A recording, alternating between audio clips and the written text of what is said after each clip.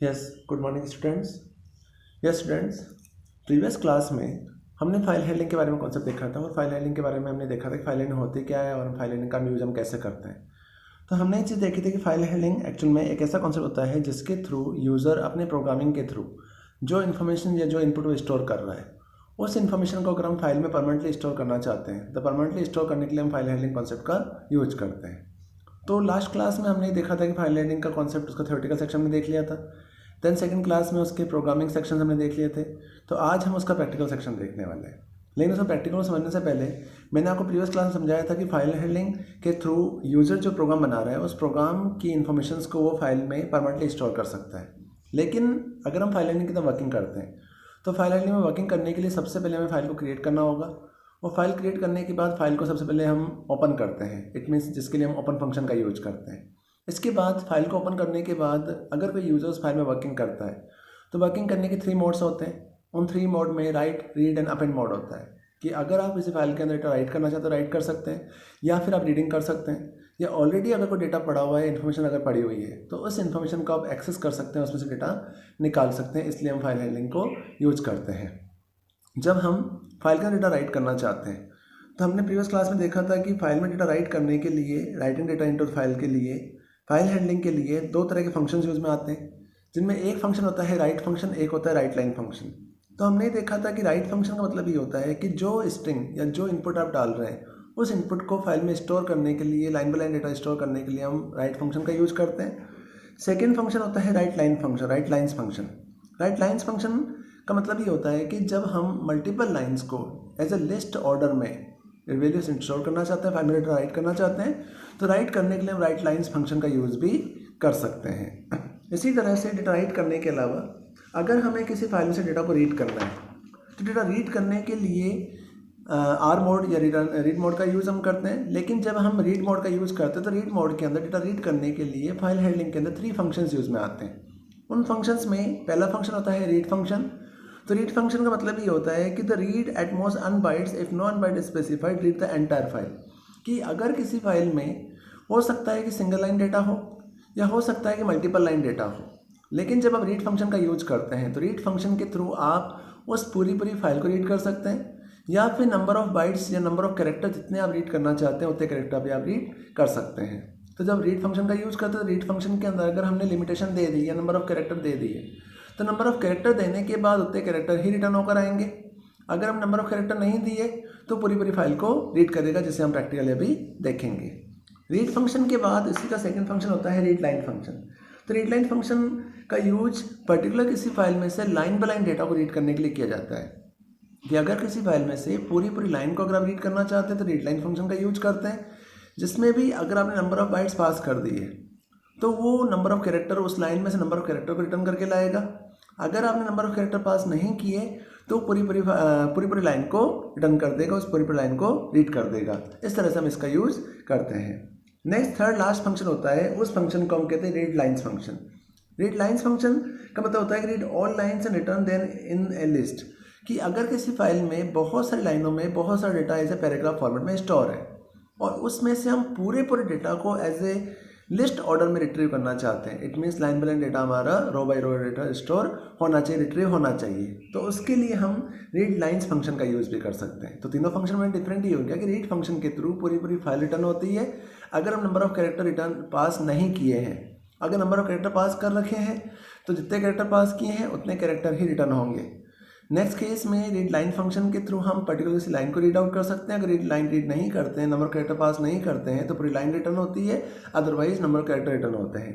और read lines ऐसा लग जाता है तो रीड लाइन्स फंक्शन के थ्रू पूरी फाइल की सारी लाइनें एज ए लिस्ट ऑर्डर में शो हो जाती है। तो इस तरह से आप रीड लाइन्स फंक्शन का यूज़ भी कर सकते हैं। अब इन चीज़ों को समझने के लिए उसको प्रैक्टिकल समझते हैं। तो प्रीवियस क्लासेस में थ्योरेटिकल सेक्शन मैंने आपको समझा दिया था। देन अगर हम किसी फाइल में वर्किंग करना चाहते हैं, फाइल के ऊपर कोई ऑपरेशन परफॉर्म करना चाहते हैं तो ऑपरेशन परफॉर्म करने के लिए, फाइल हैंडलिंग का वर्क करने के लिए हम प्रोग्राम कैसे बनाते हैं तो उस प्रोग्राम के थ्रू समझते हैं।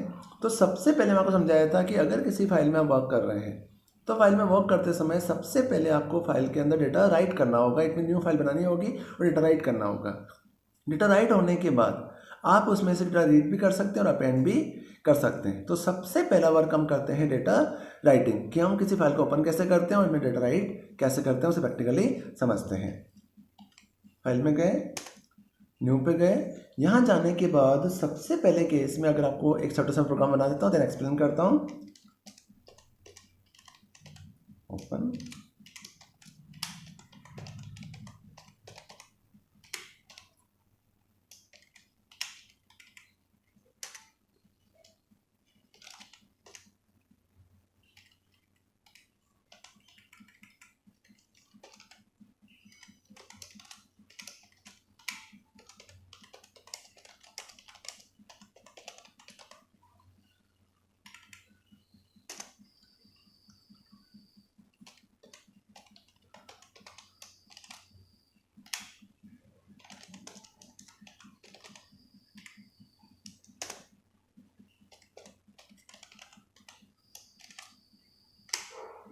प्रोग्राम को मैंने सेव किया, इसको नेम दे दिया,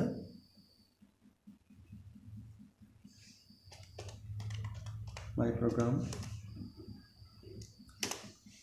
प्रोग्राम सेव किया।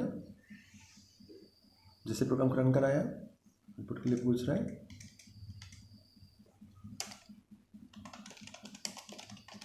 राजेश शर्मा। जैसे फाइल चलाओगे डेटा इसमें राइट हो चुका है। प्रोग्राम को समझते हैं। तो इस चीज़ को समझने के लिए सबसे पहले मैंने छोटा सा एक प्रोग्राम बनाया कि हम सबसे पहले किसी फाइल को ओपन करना चाहते हैं और फाइल में डेटा को राइट करना चाहते हैं। तो डेटा में राइट करने के लिए और प्रोग्रामिंग को यूज करने के लिए हमने छोटा सा यहाँ पे एक एग्जांपल बनाया है। इस एग्जांपल में सबसे पहले सिंटैक्स में मैंने आपको समझाया था कि किसी फाइल में वर्किंग करने के लिए सबसे पहले फाइल को आपको ओपन करना होगा। तो फाइल को ओपन करने के लिए उसका सिंटैक्स होता है, उस सिंटैक्स में सबसे पहले हम ऑब्जेक्ट का नेम लिखते हैं। ऑब्जेक्ट का नेम लिखने के बाद इक्वल टू लगाकर हम ओपन फंक्शन का यूज करते हैं और ओपन फंक्शन के अंदर 2 पैरामीटर्स पास करते हैं, जिसमें पहला पैरामीटर होता है फाइल का नाम और दूसरा पैरामीटर होता है उसका मोड।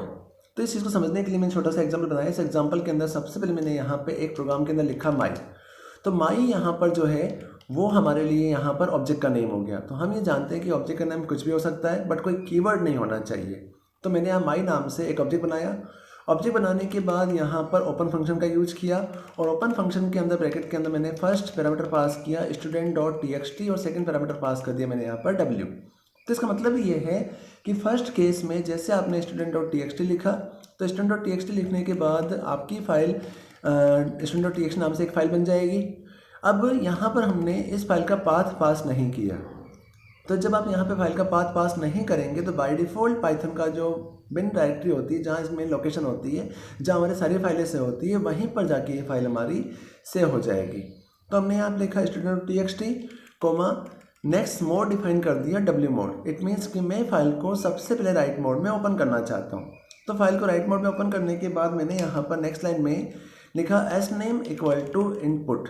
यहाँ मुझे इस फाइल का डेटा राइट करना है। तो राइट करने के लिए मैंने इनपुट फंक्शन का यूज़ किया और वैल्यू मुझे इनपुट करानी है। तो मैंने लिखा s name equal to input.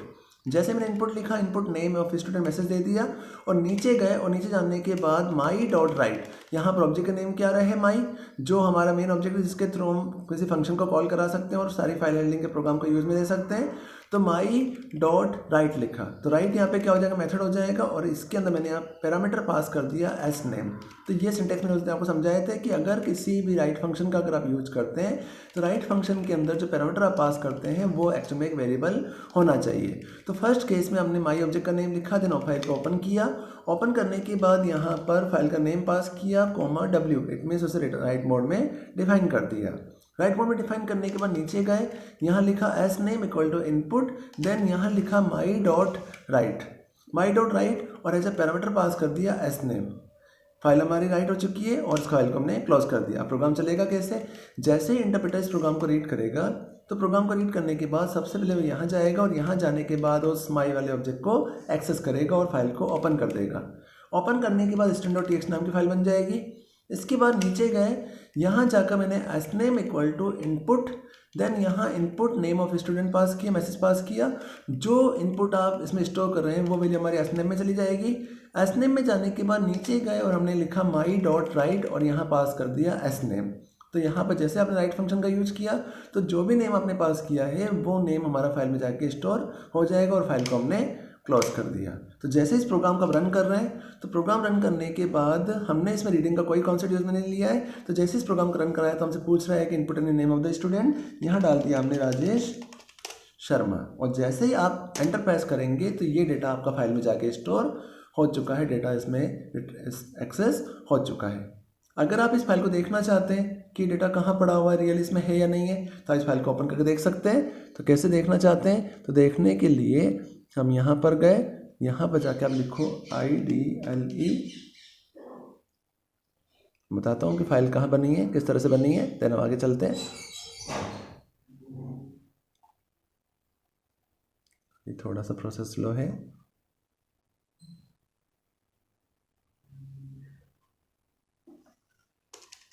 अगर इस फाइल को देखना चाहते हैं, आइडल पे गए, हम ये जानते हैं कि आइडल के बाय डिफॉल्ट लोकेशन ओपन करने के राइट क्लिक करेंगे।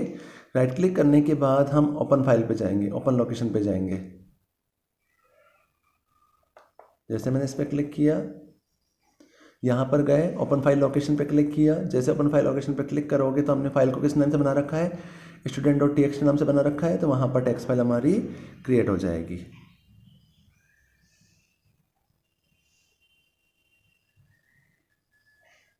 जैसे इस लोकेशन पे जाएंगे, लोकेशन पे जाने के बाद यहाँ पर आप ध्यान से देखेंगे तो यहाँ पर प्रोग्राम्स के अंदर हमारी यहाँ पर फाइल नहीं आ रही है, उस फाइल को देख नहीं पा रहे हैं। इसको यहाँ से कॉपी करो पाथ को, और पाथ कॉपी करके यहाँ पर जाकर Ctrl+V कर दो, और यहाँ जाकर इस फाइल को ओपन कर दो। यहाँ पर वो फाइल हमारी शो नहीं कर रहा है, कुछ मिस्टेक्स हो रही है। कोई दिक्कत नहीं है, मैं आपको रीड मोड के थ्रू इस फाइल को रीड करना बता देता हूँ। तो अभी हमने जो यहाँ पर कॉन्सेप्ट देखा, उस कॉन्सेप्ट का हमने फाइल को सिर्फ राइट किया। अगर हम इस फाइल को राइट करने के अलावा रीड भी करना चाहते हैं कि हमने फाइल तो बना ली, अब फाइल बनने के बाद हमने डेटा को इसके अंदर राइट कर दिया। तो अगर आप इसी फाइल में कुछ चेंजेस करना चाहते हैं और फाइल में से डेटा को आप रीड करना चाहते हैं, तो इस राइट फंक्शन के बाद नेक्स्ट फंक्शन आता है रीड फंक्शन। अगर हमें फाइल में से डेटा को रीड करना है, तो रीड करने के लिए हम इसी प्रोग्राम को थोड़ा सा सेव कर लेते हैं, और इसी प्रोग्राम को मैंने सेव एज कर लिया।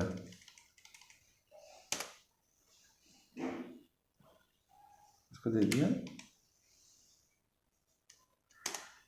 अगर हम किसी फाइल में डेटा राइट करने के बाद अगर उस फाइल से डेटा रीड करना चाहते हैं, तो डेटा रीड करने के लिए जो सेकंड फंक्शन आता है, उस फंक्शन को हम कहते हैं रीड फंक्शन।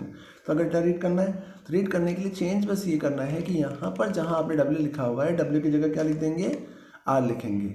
जैसे आपने यहाँ R लिखा, R लिखने के बाद हम यहाँ जाएंगे। अब हमें डेटा को रीड करना है, तो रीड करने के लिए हम सबसे पहले डेटा को रीड करेंगे। तो यहाँ पर इस लाइन पर हटा दीजिए, यहाँ माई लिखा, माई डॉट, यहाँ पर कौन सा फंक्शन यूज़ लेना है, रीड फंक्शन यूज़ में लेना है। जैसे रीड फंक्शन यूज़ करेंगे, यहाँ पर जाकर उस वेरिएबल का नेम पास कर दीजिए। रीड फंक्शन को पूरा एक्सेस करना चाहते हैं, रीड फंक्शन का यूज़ में लिया। जैसे रीड करेंगे, रीड की वैल्यू किस में स्टोर कराना है, तो होम पे गए, यहाँ जाकर लिखा sname इक्वल टू, यहाँ जाकर प्रिंट करा दिया sname। अभी हमने एक कॉन्सेप्ट बनाया कि पहले वाले प्रोग्राम के अंदर हमने जो फाइल बनाई थी, उस फाइल के अंदर हमने डेटा को राइट किया था, और डेटा राइट करने के बाद अगर इस फाइल में से